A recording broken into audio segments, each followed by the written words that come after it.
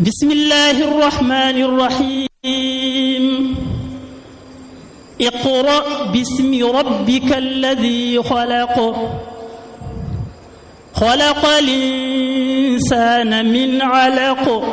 asalaamaaleykum wa rahmatullahi taala wa barakaatuhu ci ndigalal Seex Muhammadul Muntaqa Mbàkke xalifa général kullu murid yàlla na fi yàgg lool te ànde ak wér ci ndigalal Sëriñ Xabbaan Mbàkke ma jiite daara alquraan yi ak ci ndigalal Seex Muhammadul Bachir Mbàkke ibnu Sëriñ Abdul Qadir ma jiite comité de organisation màggalu Tuuba centre formation Iqra ci njiital maam Sëriñ Dia ci seen lëkkaloo ak comité de organisation màggalu Tuuba ñooy am mbégte di leen yëgal ne ubbil nañu seeni buntu mboolem ñiy màggal si ci képp koo xam ne am na xale bu réer wala nga for xale bu réer mën nga koo indi ci seen siège social bi nekk Touba Kër Ñang danañu ci dimbalante ak yéen ba ngeen gindikook seenu njaboot te du ngeen ci fay dara te seeni ndaw dinañu nekk fépp ci kër Serigne Touba yi ak ci pencum Njende ak ci markasu Iqra centre formation Iqra seen taxawaay bu am solo ci tàggat ay sëriñ daara formé leen ci ilmu tajwid ilmul idaara ilmu nafs at tarbawi ak turqu tahfiis ak sëriñ daara yi mu wutal fu ñu jàngalee ak ñi mu wutal ay jàngalekat yépp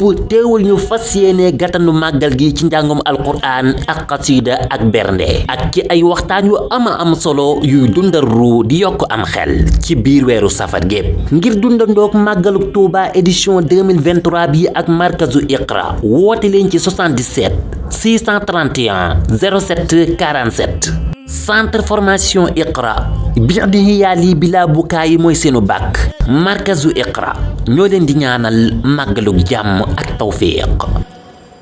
كلا لا تطعه واسجد واقترب صدق الله العظيم